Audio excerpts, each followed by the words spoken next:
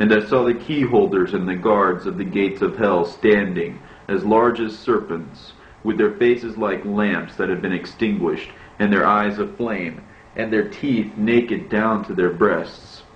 And I said to their faces, It would have been better if I had not seen you, nor heard about your activities, nor that any member of my tribe had been brought to you. To what a small extent they have sinned in this life, but in the eternal life they will suffer forever.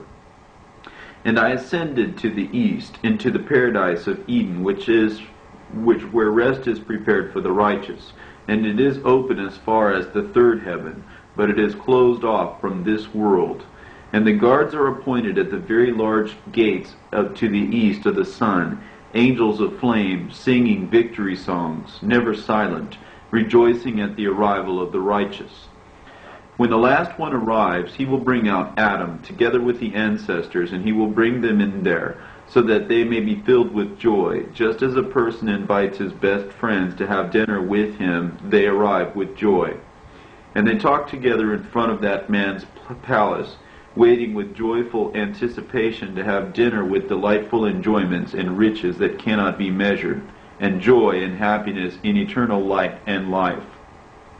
And I say to you, my children, happy is the person who reverences the name of the Lord, and who serves in front of his face always, and who organizes his gifts with fear, offerings of life, and who in this life lives and dies correctly.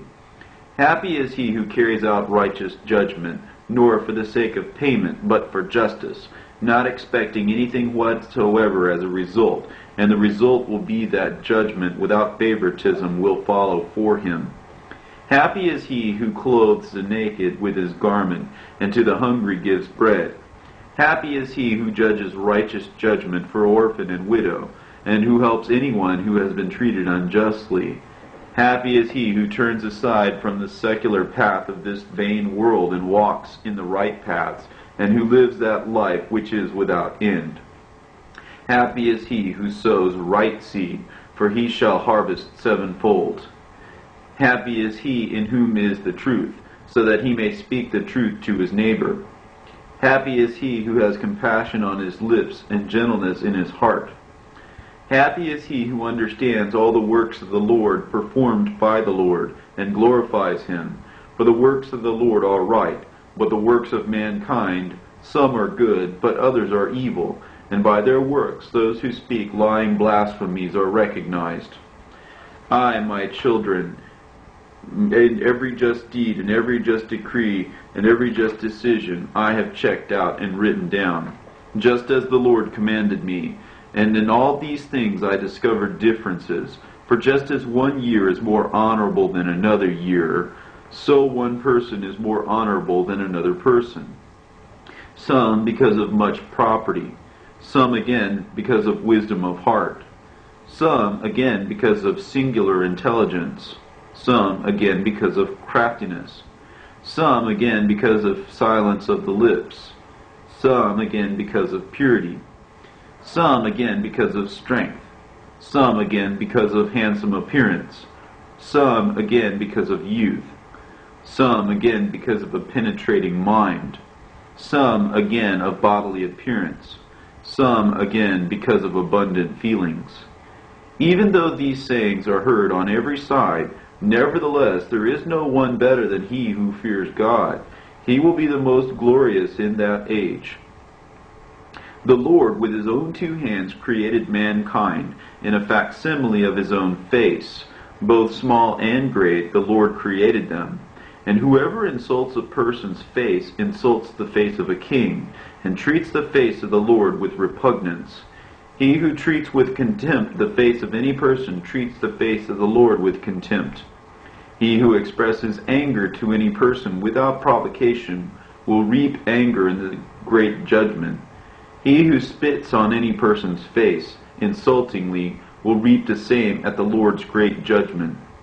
Happy is the person who does not direct his heart with malice toward any person, but who helps the offended and the condemned, and lifts up those who have been crushed, and shows compassion on the needy. Because on the day of the great judgment, every weight and every measure and every set of scales will be just as they are in the market, that is to say, each will be weighed in the balance, and each will stand in the market, and each will find out his own measure, and in accordance with that measurement, each shall receive his own reward. If anyone is prompt in performing a good oblation in front of the face of the Lord, then the Lord also will be prompt to accept it on his account, and he will not perform righteous judgment for him. If anyone makes lamps numerous in front of the face of the Lord, then the Lord will make his treasure stores numerous in the highest kingdom. Does the Lord demand bread or lamps or sheep or oxen or any kind of sacrifices at all? That is nothing. But he, God, demands pure hearts, and by means of all those things he tests people's hearts. Listen, my people, and give heed to the utterance of my lips. If to an earthly king someone would bring some kind of gifts, if he is thinking treachery in his heart, and the king perceives it, will he not be angry with him? And will he not spurn his gifts? And will he not hand him over for judgment? If any person seduces another person into untruth by fair speech, but his heart is evil, will he not be conscious of his treachery of the heart? And will not he judge himself in himself, whether or not his judgment be true? How his untruthfulness is obvious to everyone? And when the Lord sends out the great light, in that light there will be true judgment, without favoritism, for true and untrue alike, and no one will be able to hide himself then. And now, my children, place the thought on your hearts, and give heed to the sayings of your Father, which I am making known to you from the lips of the Lord. And receive these books in your Father's handwriting, and read them, for the books are many, and in them you will learn all the deeds of the Lord. There have been many books since the beginning of creation, and there will be until the end of the age. But not one of them will make things as plain to you as the books in my handwriting. If you hold on firmly to them, you will not sin against the Lord. For there is no other besides the Lord, neither in heaven, nor on the earth, nor in the deepest places, nor in the one foundation. The Lord is the one who laid the foundation upon the unknown things, and he is the one who spread out the heavens above the visible and invisible things. And the earth he solidified above the waters, and the waters he based upon the unfixed things. And he alone created the uncountable creatures. And he is it who counted the dusts of the earth, or the sand of the sea, or the drops of rain, or the dew of the clouds, or the blowing of the wind. Who is it who has plaited the land and the sea together with indissoluble bond, and cut the stars out of fire, and decorated the sky, and put in the midst of them the sun, so that he might travel along the 7 celestial circles, which are appointed with 182 thrones, so that he might descend to the shortest day, and once more 182, so that he might descend to the longest day. He also has 2 great thrones, where he pauses when he turns around in his direction, and in the other direction, higher than the lunar thrones.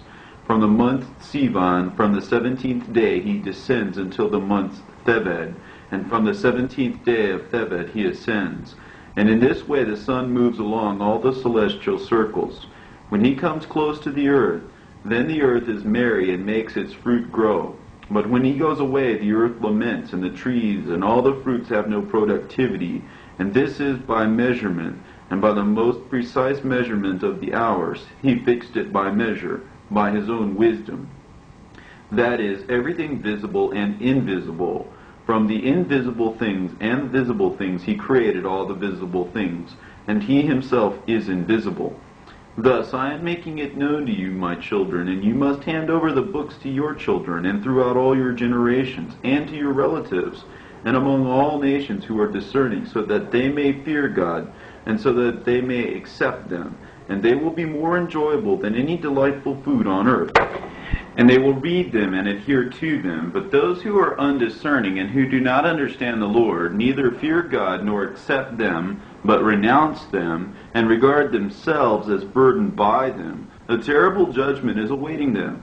Happy is the person who puts their yoke on and carries it around, for he will plow on the day of the great judgment. For I am swearing to you, my children, but look, I am not swearing by any oath at all, neither by heaven, nor by earth, nor by any other creature which the Lord created. For the Lord said, there is no oath in me, nor any unrighteousness, but only truth.